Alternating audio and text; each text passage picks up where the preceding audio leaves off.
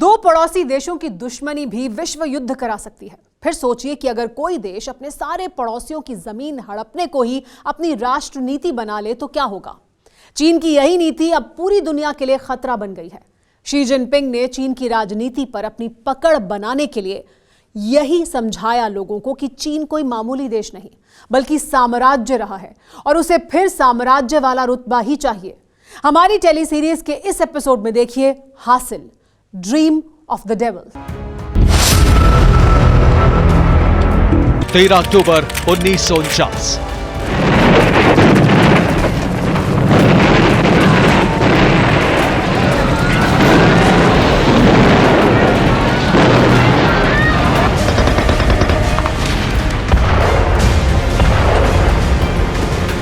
चीन में लंबे गृह युद्ध के बाद कम्युनिस्ट शासन का 13वां दिन था, जब माओ त्से तुंग की कम्युनिस्ट क्रांति की कामयाबी की सजा पूर्वी तुर्किस्तान को भुगतनी पड़ी।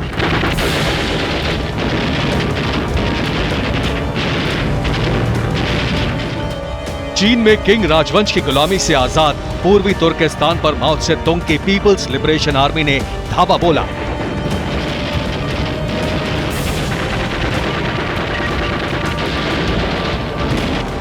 और 22 दिसंबर 1949 को पूर्वी तुर्किस्तान के वीगर मुसलमान कम्युनिस्ट चीन के गुलाम हो चुके थे और पूर्वी तुर्किस्तान बन गया चीन का शिनजियांग प्रांत।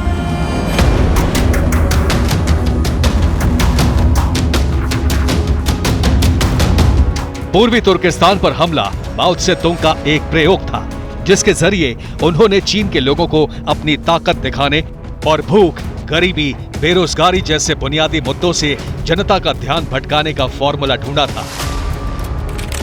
19 अक्टूबर 1950, चामडो, तिब्बत। पूर्वी तुर्किस्तान वाला हथकंडा ही माओ त्से तुंग ने तिब्बत पर भी आजमाया। चीनी साम्राज्य के कब्जे से 1911 में ही आजाद हो चुके तिब्बत के साथ एक तरफ चीन समझौते की बात कर रहा था तो दूसरी ओर चीन की सेना ने तिब्बत पर हमले शुरू कर दिए।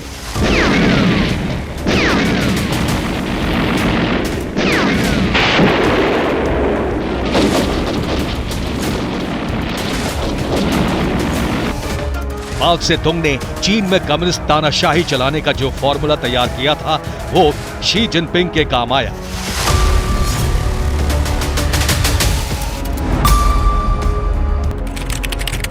मार्च 2013, बीजिंग, चीन। चीन का राष्ट्रपति बनते ही शी जिनपिंग ने चाइना ड्रीम्स के नाम से अपनी सत्ता का रोड मैप पेश किया था।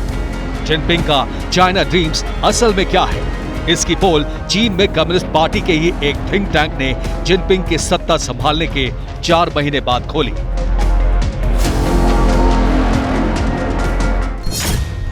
आठ जुलाई 2013 को चीन के अखबार वेन वीपो में एक लेख छपा जिसका शीर्षक था 6 युद्ध जिन्हें अगले 50 साल में चीन निश्चित रूप से लड़ेगा। इस आर्टिकल के मुताबिक चीन का प्लान है कि वो 2020 से 2025 तक ताइवान पर हमला करके उसे अपने कब्जे में कर लेगा।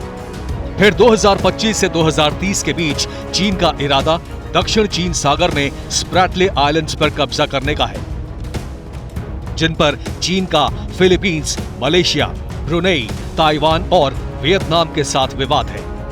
चीन को तीसरा युद्ध लद्दाख और अरुणाचल प्रदेश को हड़पने के लिए भारत से लड़ना है, जिसके लिए 2035 से 2040 के बीच का टाइम तय है।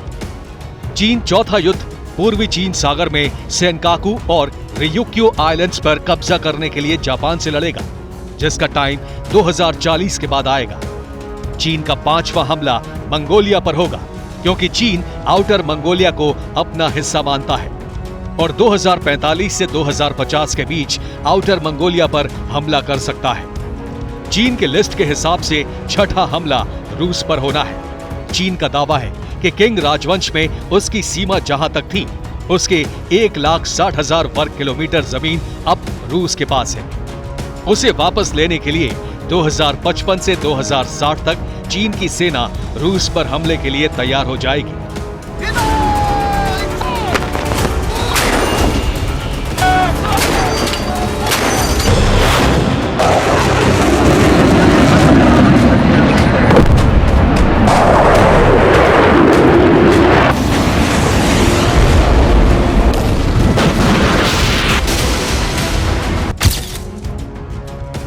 चीन जिन इलाकों में अपना विस्तार करने का सपना देख रहा है, उनके बारे में दावा किया जाता है कि ये इलाके कभी न कभी चीन के किंग राजवंश के अधीन रहे हैं। चीन के कम्युनिस्टों को किंग साम्राज्य से नफरत थी, लेकिन उन्हीं राजाओं ने जुल्म ढाकर जो जमीन हड़पी थी, उस जमीन से चीन के कम्युनिस्टों को प्यार है।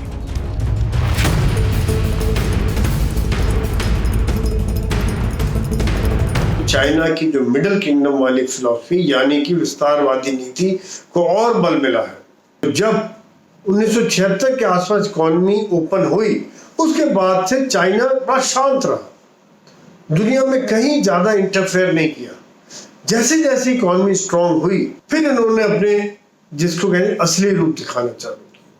चाइना की नेवी मिलिट्री ताकत बढ़ रही है, स्पेस में जा रहे हैं। चीन तो वो था जो चीन की दीवारों के अंदर था, चीन की दीवार जिसे हम कहते हैं, लेकिन उन्होंने आसपास के देशों को सबको जो है हड़पना शुरू किया कि हम उनकी वो जमीनें हड़प लें कि उनकी तरफ से हम पे आक्रमण ना हो। माओ की तरह शी जिनपिंग को भी पड़ोसी देशों के साथ तनाव बढ़ाने का ख्याल तभी आता है जब चीन के हालात उनके काबू से बाहर हो जाएं। लद्दाख में घुसपैठ का मकसद भी यही था कि कोरोना संकट में बुरी तरह फंसे चीन के लोगों को चीनी राष्ट्रवाद के जाल में उलझा सके।